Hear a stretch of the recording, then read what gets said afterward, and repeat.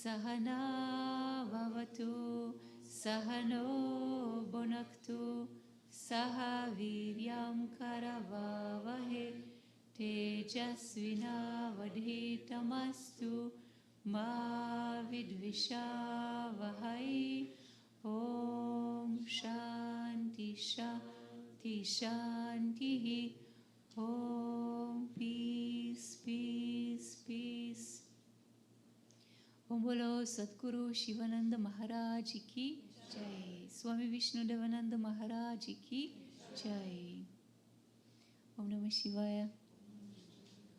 So this morning we start a new subject which is called Ahimsa, the nurturing and peaceful art of non-violence.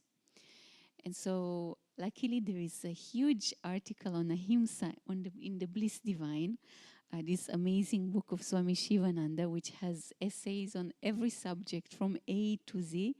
And this topic is quite amazing. And you know, most people know that Himsa means violence and Ahimsa means non-violence. But usually when we speak about Ahimsa, it's us practicing non-violence towards others. But it's very important that yogis also speak about first of all, love, cultivating love. So Ahimsa is non-violence, but at the same time it's cultivating love. And which is very important is that this practice is also towards ourselves. So non-violence is also towards ourselves and cultivating love also towards ourselves, because this is sometimes being forgotten or neglected. So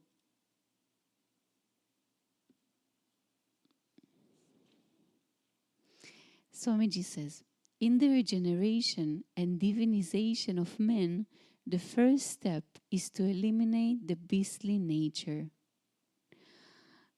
And so as human beings, we are a very special type of a being, because animals are animals and angels are angels. So the yogis are speaking about 14 different dimensions in this universe.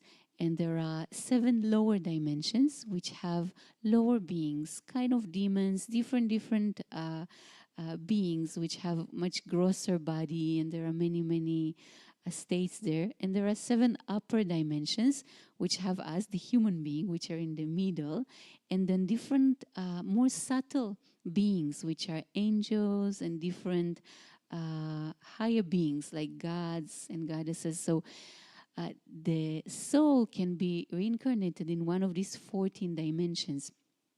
And what is so special is that as a human being, we have all the capacities. So as a human being, we can definitely manifest animalistic and brutal or demonical nature. We can definitely act in a way which is not, we would even say, it doesn't suit for a human being. Like we can become very cruel as an animal. We can become ferocious. We can have, very tremendous amount of hatred or anger. And then we would say, this doesn't fit for a human being, because we feel like a human being should be higher. But truly speaking, as a human being, we can manifest this very lower, brutal nature. We can be humans in a human way. And what is so special, we can also manifest in our own self divine nature. So sometimes we see a person, we say, wow, how much patience, this is divine, right? So even just like observing human beings, we can definitely see that those 3 types of natures can be manifested: the brutal, the human, and the divine. And what is special, and we see it in chapter 16 of the Bhagavad Gita. So those who don't know, Gita is the yogic Bible. And this is the highest philosophy of yoga, put beautifully in 18 chapters, where Lord Krishna is guiding Arjuna. And in 16th chapter, this is the distinction between the divine and the demonical. And what Lord Krishna is explaining to Arjuna, well, first of all, he mentions all the divine qualities, courage, fearlessness. He starts with fearlessness and fortitude and servitude, etc. And then he mentions all the demonical qualities. And what is interesting, he says that the demonical nature brings us to bondage, meaning if we manifest in us demonical qualities, it means that we are bound, and it means that we'll have to reincarnate again and again and again. So the demonical nature has the quality of binding, of keeping us very, very bound to this samsara.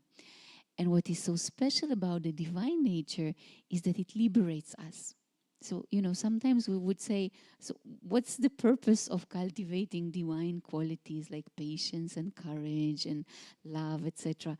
The thing is, the more we cultivate them, the freer we become. So, cultivating and manifesting this divine nature in us eventually allows us to go beyond this nature. Because the saint or a yogi, he's truly beyond both. He can truly see the one pure consciousness between the divine and the demonical. But for us to reach this state of liberation, of being free from any of these natures, we need to first cultivate the divine. So that's the secret behind it. That's why it's so important to cultivate the divine qualities. Not only for being a good human being, but because this nature will allow us to go beyond the mind itself. So Swamiji says the predominant trait in beasts is cruelty. Therefore, wise sages prescribed ahimsa. And I think each one of us can definitely see this quality in us. We can be a very good human beings, we can be very good-hearted, etc. But all of us have this cruelty. And if we are put in a situation where we're tested, meaning, things go wrong and we didn't sleep at night, so like many things happen together, definitely if we're tested, we'll see this cruelty, this beastly nature coming up very, very easily. It's very easy. If we didn't sleep and we didn't eat, the brutal nature very fast comes forth, and we can see very, very fast how we do have those traits. This is, so Swamiji says, therefore, wise sages prescribed ahimsa. This is a most effective master method to counteract and eradicate completely the brutal, cruel pashu svabhava in man. Pashu svabhava means brutal nature. Practice of ahimsa develops love. Ahimsa is another name for truth or love. Ahimsa is universal love. It is pure love. It is divine prem. So Swamiji says, when you are a yogi, you start observing your mind and you start seeing more and more what are the habits of the mind, what are the inner tendencies that you are having, and you'll definitely notice that there is cruelty. Of course, there is also love, but he says that ahimsa is another name for love, but pay attention, he says universal love. But because sometimes it's very easy for us to love certain people, but others we don't really love so much. So Swamiji is mentioning this universal love, meaning we not only cultivate love towards those that it's easy, but also towards those that we don't really like. There is some kind of aversion. Because ahimsa is universal love. It's really seeing beyond the skin, seeing beyond the mind. It's the ability to see the one consciousness, because we are that consciousness. So once we are identifying with who we are, we can see the very same thing in the other. And even if there is some negativity coming, we can see beyond that as we see on a much deeper level, right? It's so beautiful on the spiritual path when we start. We are on a very gross level of the mind. So we see ourselves as this body and we see others as bodies. Then the more we practice asanas, pranayama, meditation, the more we can see, oh, I'm actually not only the body, I'm also the energy. I can feel the energy, I can feel the emotions, I can feel. So then we recognize in others too. beyond the body. We see much more the energetical body. We see the moods. We see much. Then the deeper we go with ourselves, we meditate and we go beyond the thoughts. We go beyond the emotions. We're suddenly aware of the one consciousness, of the one being, which is beyond all these thoughts and emotions. And then we can recognize it also in others. So it doesn't matter what we see manifesting in front of us, we can see beyond. So really the yogic practices allow us to go beyond the material, the physical, and to see much, much deeper. Because of course, if we stay only on the very physical, cruelty is unavoidable because so much fight, so much friction there is. But the yogi goes beyond this physical. He's perceiving the very, very subtle. You know, the absolute reality is called Paramananda. And para means supreme, but para means also the very, very subtle. Like the ability to go to the subtlest of the subtlest, the holy of the holiest, which is beyond the physical. And when we start perceiving that more and more in our own practice, we perceive it more and more in others too. The one message, Swamiji says, of all saints, prophets of all times and climes is the message of love, of ahimsa, of selfless service. So, you know, Mother Teresa, she used to say, service is love in action. So if you truly love, it should be manifested in a certain way. It cannot be just hidden in your own mind. So love, to be active, needs to become service. And that's why Swamiji says the real ahimsa is selfless service. It manifests as this wish to serve others, to help others, to uplift others. Ahimsa is the noblest and best of traits that are found expressed in the daily life and activities of perfected souls. Ahimsa is the one means not only to attain salvation, but also to enjoy uninterrupted peace and bliss. Man attains peace by injuring no living creature. So Swamiji shows us here the way to attain peace, and he says, if you don't harm anyone, if you constantly keep the mind in this state of love, then this peace will be dawning on us.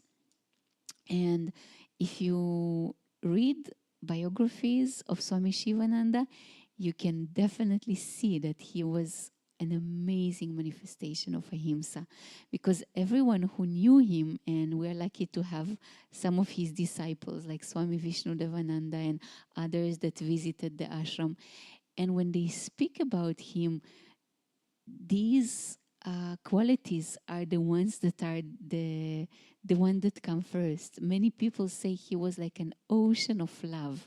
You would come to him and you would just feel the waves of this ocean dashing upon you. So for Swamiji, this was not just a mere philosophy. He really imbibed those teachings. Some disciple of his said that when you would come to his ashram, doesn't matter who you were and how old you were, what you wanted is to be in his lap, like to sit in his lap, because he was so motherly, so fatherly, so caring, and so loving. So Swamiji was definitely manifesting what he's teaching. Ahimsa, or refraining from causing pain to any living creature, is a distinctive quality emphasized by Indian ethics. Ahimsa, or nonviolence, has been a central doctrine of Indian culture for the earliest days of its history. Ahimsa is a great spiritual force. So, you know, we might say, well, but I'm not really, you know, a person who hurts others, so I'm practicing ahimsa naturally. But you will see in a moment when Swamiji goes deeper, you will see how deep we can go with this practice. And of course, the deeper we go, the more love we can feel, and the deeper we go, the more peace we'll feel. So Swamiji says ahimsa, or non-injury, of course implies non-killing. But non-injury is not merely non-killing. In its comprehensive meaning, ahimsa or non-injury means entire abstinence from causing any pain or harm whatsoever to any living creature, either by thought, word, or deed. Non-injury needs a harmless mind, mouth, and hand. And so here comes the challenge. So, being non-violent sounds quite doable. But when Swamiji talks that ahimsa needs a non-harmful mind, mouth, and mind, then it becomes quite challenging. Because, in the ashram, most of us are not hurting others physically, but verbally, much, much more challenging. And sometimes we do say a word here or there, which is maybe a bit hurting or, not really loving. And of course, on the level of the mind. So on the level of the mind, it's the most challenging and most important, because we can be, very nice from outside, but in our minds, there can run a lot of violence. And so the yogis are talking also on the level of the mind, which is so important, because truly speaking, word can only come out if there was a thought before, and action can come out if there was a thought before. So thoughts are the most important level. So the idea is really to try and eliminate the himsa, the violence, on the level of the mind, on the level of the thoughts. Ahimsa is not mere negative, non-injuring, it is positive cosmic love. So if we're talking on the three levels, body, speech, and mind, love needs to be cultivated on these three levels. It is development of the mental attitude in which hatred is replaced by love. Because, the yogis say something beautiful. They say, what are the qualities of a saint, of a yogi, are the exercises for a practitioner. So whatever a liberated sage already has as a quality, for us it's a practice.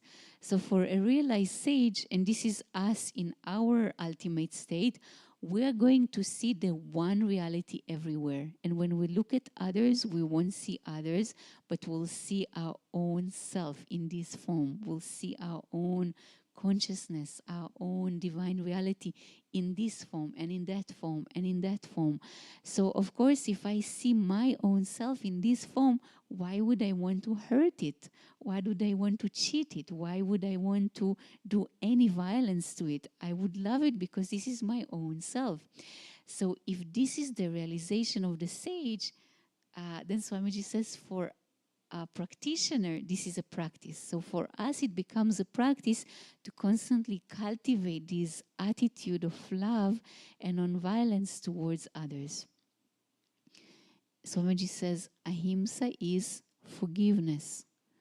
Ahimsa is shakti. Ahimsa is true strength.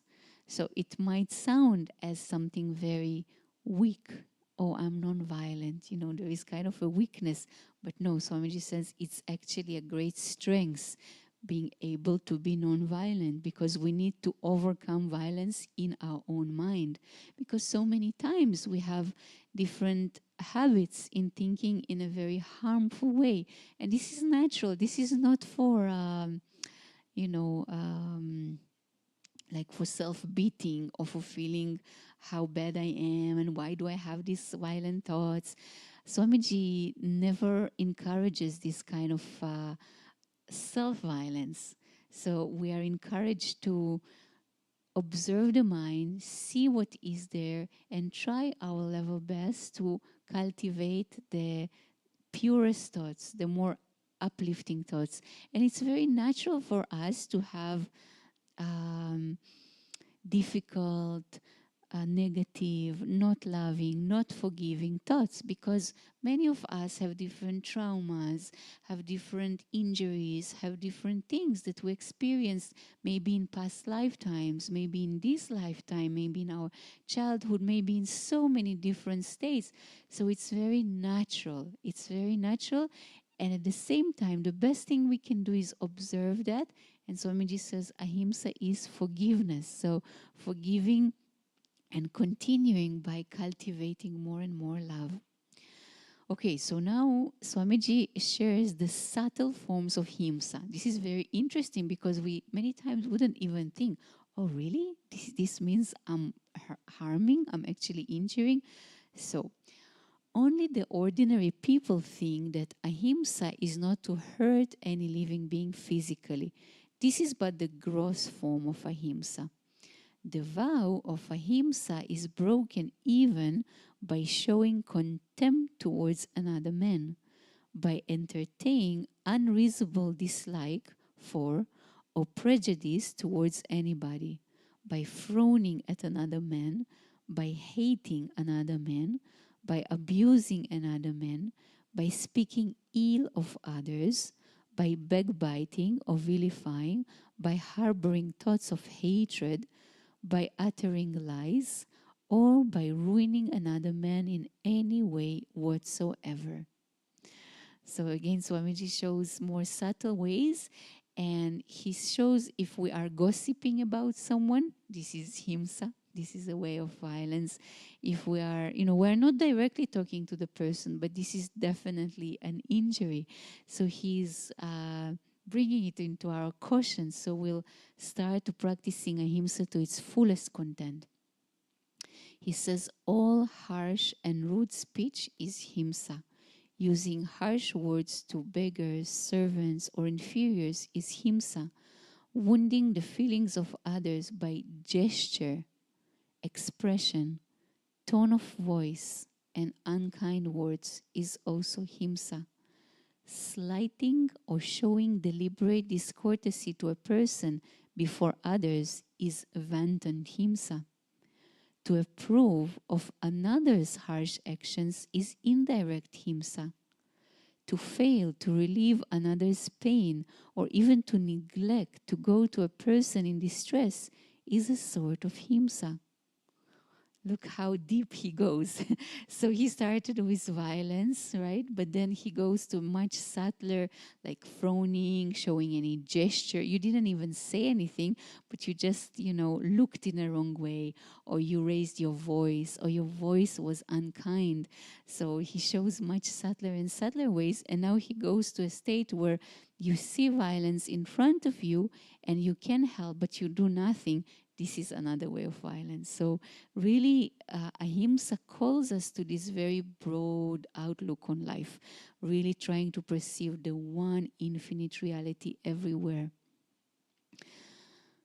So he says to fail to relieve another pain or even to neglect to go to a person in distress is a sort of himsa. It is the sin of omission. Avoid strictly all forms of harshness, direct or indirect, positive or negative, immediate or delayed. Practice ahimsa to its purest form and become divine. Ahimsa and divinity are one. So this is for this morning, and we'll continue with another few satsang where Swamiji will give very practical tools. He was always a very practical yogi. So in these few more pages, you will see that he will give very practical tools, how to start, how to practice it. And of course, it's not only towards others, it's also towards ourselves. Om Tat Sat. Om Shanti Shanti Shanti. Om Peace Peace.